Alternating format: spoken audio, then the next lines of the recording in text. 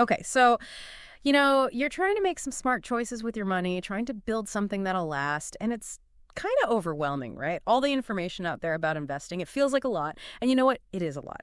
So, we're going to tackle one really, really important piece of this whole puzzle today, and that is how to actually create a portfolio, like a real investment portfolio that can handle, the ups and downs and all that. You Uh-huh. sent over some really good stuff for us to dive into today. A chapter all about this thing called the defensive investor. Yeah, and this is like going right to the source, the OG. We're talking Benjamin Graham here. This guy's a legend when it comes to investing. So we're going to dig into his principles for building a portfolio, especially for someone who's like, okay, I want to be smart with the money. I want to do this right, but I don't want to be glued to the financial news. Mhm. I got other things going on. Exactly. Like nobody's got time to become a day trader or whatever. And that's not what this is about at all. This is about taking those like core ideas, the ones that have stood the test of time, and making them work for you without it feeling like homework. Totally. And, things have changed, obviously, since Graham was writing. Markets are different. There are new things to consider. So we're going to be like layering in some modern perspectives, to make sure all of this really clicks with how things work today for you specifically. Okay, perfect. So I guess like step one here, got to start with the basics. Who exactly is this defensive investor? What makes them different? So Graham starts right off by, drawing this line. He says, look, you got your passive investors, which like nowadays we'd probably call them the defensive investors, and then you got your alert and enterprising investors. And what's interesting is like this isn't just about how much risk you can handle, like how okay you are with potentially losing money. It's more about, how much effort, how much brain power are you actually willing to put into this whole investing thing? The defensive investor is all about like, okay, I want things to be safe. I want to sleep well at night. I'm cool with maybe making, decent returns, but I'm not trying to be a Wall Street wizard. I think a lot of people can relate to that. You want your money to grow, but you're not necessarily trying to like spend all your free time researching Right, stocks. exactly. And so the point here isn't about, picking the next hot stock or whatever.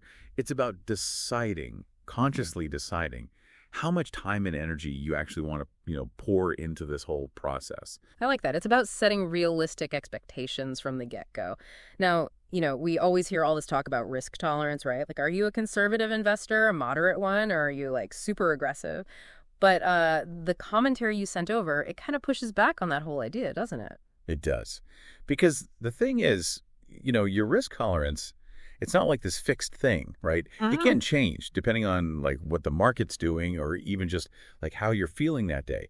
The commentary makes this funny point, like whether your favorite team won or lost can actually impact your risk tolerance. That's kind of wild when you think about it. So if these like conservative and aggressive labels aren't always that accurate, what does it actually mean to choose to be a defensive investor? It means you're making a conscious choice. You're saying, okay, investing is important, but it's not going to be my whole life. Right. You might have super busy job, family stuff, or just like other things you'd rather spend your time on. And that's totally fine. Being a defensive investor just means you're opting for a strategy that's solid. Yeah. It gets the job done without requiring you to be like constantly checking your portfolio or reading every financial report. Got it. So it's not about being less ambitious or anything like that. It's about finding an approach that fits your life. Exactly. So now that we have a better sense of who the defensive investor is, let's dive into the nuts and bolts, right? How do they actually put their money to work? What does Graham recommend? Okay, so let's talk strategy. Where does the money actually go? All right, so the core principle here, the foundation, is that the defensive investor splits their money between two main buckets.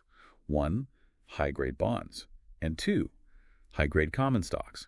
He even gives you a range, like guardrails. He says never less than 25% in stocks and never more than 75%. Oh. And obviously the same goes for bonds. Okay, so you're always diversified, never all in on one or the other. Always some mix. Right. But then he offers this like starting point. He calls it the standard division. The 50-50 split. Right. Yeah, 50% bonds, 50% stocks. That's his like bread and butter recommendation for most defensive investors. So right away, you're not trying to be a stock picking guru. It's about setting up a solid foundation with that balance. Now, I think it's natural to like want to tinker with that balance, right? When the market's doing well, you kind of feel like, oh, maybe I should buy more stocks. But when things start looking shaky, you get that urge to sell. Graham talks about this whole market timing thing, doesn't he? Like trying to predict the ups and downs. He does. And he's not a fan. He calls it a copybook maxim, meaning it sounds good on paper, but in reality, it's tough to pull off. Most people, they get swept up in the emotions of it all. When the market's soaring, they buy more, even though things might be overpriced. And then when it crashes, they panic and sell, even though that's often the best time to buy. It's like that classic mistake, buy high, sell low. You know you shouldn't, but it's so easy to get caught up in the moment. Right. And that's exactly what Graham's trying to help people avoid. Yeah. So if we're not trying to time the market, what do we do? How do we actually manage that 50-50 portfolio when the market inevitably throws it off balance? Yeah, because it's going to move, right? The value of your stocks and bonds will fluctuate. So how do you keep things in check? Okay, so this is where Graham introduces this really simple but powerful idea. He calls it the 50-50 rebalancing strategy. And like the name kind of says it all, right? The goal is to just maintain that roughly equal split. So let's say the market goes crazy, your stocks do really well, and suddenly you're at like 55% stocks. What do? You sell a little bit of your stock, enough to bring it back down to 50%. And then you use that money to buy more bonds. So it's like you're taking some profits off the table when things are up and then reinvesting them in the safer side of your portfolio. Makes sense. And then, the opposite is true. If the market takes a dip and your stock allocation drops to, say, 45%, you'd sell some bonds and use that to buy more stocks.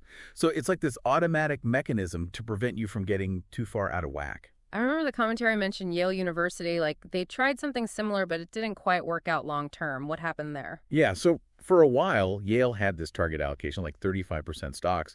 But then the market went on this crazy bull run, and their stock holdings just grew and grew and grew, way beyond their target. They ended up having to abandon this strategy because it was like too difficult to manage those huge swings. But Graham's point is that for the everyday investor, the 50-50 framework is still super useful. It's simple, You're not constantly reacting to every little market blip, and it helps keep you from getting overly exposed to stocks right when the market might be about to peak. Yeah, that makes sense. It's like you're taking the emotion out of it. You're not trying to guess what the market's going to do next. You're just sticking to your plan. Exactly. And nowadays, we call this rebalancing. And it's really like built into a lot of modern investing strategies. So the big takeaway for you is it's like this automatic system that forces you to sell high and buy low without even having to think about it.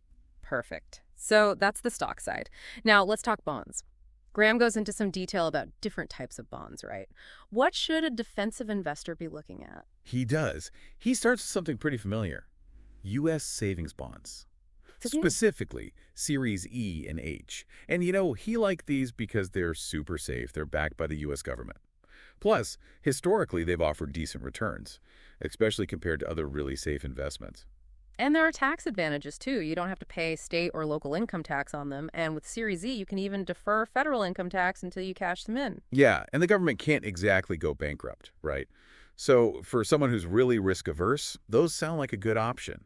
But he also mentions other types of U.S. bonds. What's the difference there? So with other U.S. government bonds, the big thing is still safety, like rock-solid safety. But the yields can vary a bit depending on the maturity, like how long until the bond matures. So if I'm thinking about buying government bonds, do I gotta, become a bond expert to figure all this out? Not really. I mean, the basics are pretty simple. A shorter-term bond, like one that matures in a couple of years, will usually have a lower yield. You're not locking your money up for as long. Longer-term bonds, those might have higher yields, but you got to wait longer to get your principal back. Gotcha. And then there's state and municipal bonds. Those are different, right? They're not issued by the federal government. Right. So state municipal bonds, those are issued by states, cities, local governments. And the big perk here is taxes. No federal income tax on the interest. And often, no state and local income tax either if you buy bonds issued in your state. So it's like a tax shelter built right in. Yeah, exactly. But Graham's really careful here. He's like, listen, not all tax-free bonds are created equal. You got to make sure you're sticking with those that have high credit ratings. These are like ratings from agencies like Moody's or Standard & Poor's. You're looking for those AAA or at least AA ratings. So those ratings tell you how likely it is that you'll actually get your money back, right? Exactly. They're basically like a safety scorecard for the bond. Oh. And then lastly, he talks about corporate bonds. Are those basically the same as government bonds? And not quite. The main difference is with corporate bonds, you got to pay both federal and state income tax on the interest. And the other thing is, they're issued by companies, not the government. So there's a bit more risk there. If the company goes belly up, you could lose money. So these are a little bit riskier than government bonds, but they usually offer higher yields to compensate for that extra risk, right? Right. And Graham's really clear here. He says, don't get greedy. Don't chase those super high yields because you might end up taking on way more risk than you're comfortable with. So with bonds, it's all about finding that balance, right? Safety and yield. Exactly. Now, there's one more thing he mentions, and it's actually about savings accounts. Wait, savings accounts? Like at a bank? I thought we were talking about bonds. Yeah, so this might sound a little weird, but Graham points out that back when he was writing, interest rates on savings accounts were sometimes actually pretty competitive with super short-term bonds. So he's saying if you're just looking for a temporary, super safe place to park your money, a savings account could actually make sense. Exactly. Now, he also talks about preferred stocks, and he's not a huge fan of those for the defensive investor. Preferred stocks, what are those exactly, and why doesn't he like them? Okay, so preferred stocks, they're kind of like a hybrid. They're a little bit like bonds, a little bit like stocks, but they don't really offer the best of either world. So they're in this weird middle ground, like they don't quite fit in? Yeah, kinda. So with preferred stock, you get a fixed dividend payment. But here's the catch. The company doesn't have to pay it, unlike with bonds. If the company's not doing well, they can choose to skip the preferred dividend payment.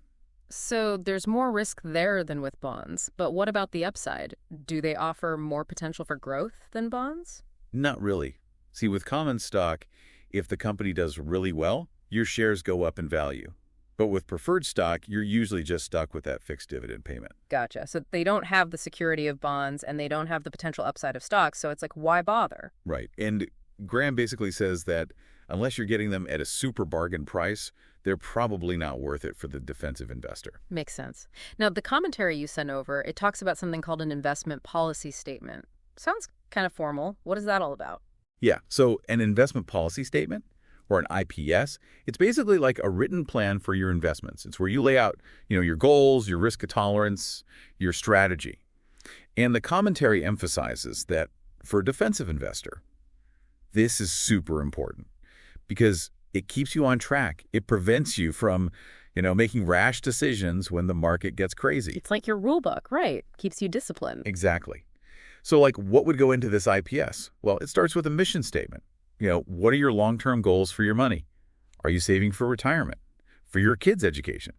Then you lay out how you're going to achieve those goals. What percentage of your money is going to be in stocks? What percentage in bonds? All that stuff. And it also talks about what you won't do, right? Like you won't day trade, you won't borrow money to invest. Exactly. Setting those boundaries up front is key. And then you got to decide, okay, how often are you going to rebalance your portfolio? Will you use dollar cost averaging? All that stuff. So it's like a roadmap. It keeps you focused and prevents you from getting sidetracked. Right. And there's even this idea of a mad money account. This is where you can allocate a small amount of your money for more speculative investments, stuff that's outside of your main defensive strategy. So even the most disciplined investor gets to have a little fun. Exactly. But the key is it's separated from your core portfolio. And then finally, you got to have a plan for monitoring your progress. How often are you going to check your portfolio? What benchmarks are you going to use to measure how you're doing? And the commentary is really big on this. Anytime you deviate from your IPS, anytime you break the rules, you got to write it down, explain why you did it. It's like having a written record of your decision-making process, so you can hold yourself accountable. I love that. Right. And the commentary even makes this funny analogy. They say you should keep your IPS in a break glass in case of firebox. I like that. It emphasizes how important it is. Exactly. Now, before we wrap up, we got to talk about one more thing that's really perfect for the defensive investor, index funds. Oh, yeah, index funds. You hear a lot about those these days. What are they all about, and why are they so well suited for this type of investor? Okay, so imagine this. You could buy a tiny piece of every stock in the stock market. That's what an index fund is, right? Yep. And the most well-known one is probably the S&P 500 index fund. It basically tracks the performance of the 500 biggest companies in the U.S. So with one investment, you're instantly diversified across hundreds of companies. So it's like built-in diversification. You don't got to pick and choose individual stocks. Right. And the other great thing is they're super low cost, like way cheaper than hiring a fancy financial advisor or something. And that low cost, over time, it makes a huge difference in your returns. It's like the less you pay in fees, the more money you get to keep. Makes sense. And the commentary mentions that index funds often actually outperform those actively managed funds, the ones where they're paying a bunch of experts to pick stocks. It's true. And you know what's even cooler? Benjamin Graham himself, he was a big fan of this whole indexing approach. He saw the benefits early on. So for a defensive investor, it's like the ultimate set it and forget it strategy. Buy a few index funds, maybe rebalance once a year, and just let it ride. Pretty much. You're not going to get rich quick, but you're also not going to lose sleep worrying about your investments. And chances are you'll end up doing just as well, if not better, than a lot of those people who are constantly trying to beat the market. Awesome. So let's recap the key takeaways here. If you want to be a defensive investor, someone who's in it for the long haul, someone who wants to keep things simple and avoid unnecessary risks. First, adopt that mindset. It's not about chasing the highest possible returns. It's about finding an approach that fits your life and your goals. Second, establish a balanced portfolio. A good starting point is that 50-50 split between high-quality bonds and stocks. Third, rebalance regularly. Don't let your portfolio get too far out of whack. Fourth, get familiar with different types of bonds and stick to those high-quality ones. And fifth, consider index funds as your core investment vehicle. They're diversified, low cost, and they've historically performed really well. That's a great summary. And, if you embrace these principles, you can approach investing with a sense of calm and confidence. You're not going to be constantly stressed out about every little market fluctuation. You're going to have a solid plan, and you're going to stick to it. Exactly. Now, before we let you go, here's a final thought to chew on. We talked about Graham's idea of intelligent effort versus risk tolerance. So how does that idea resonate with you? Not just in investing, but in other parts of your life, too. Are there areas where you might benefit from taking a more passive approach, from setting some rules and letting them guide your decisions? Because sometimes the smartest thing you can do is figure out where not to spend your energy. And that frees you up to focus on the things that truly matter to you. It's a great question. It's all about, figuring out what battles are worth fighting. Exactly. Well, thanks for joining us for this deep dive. We'll catch you next time.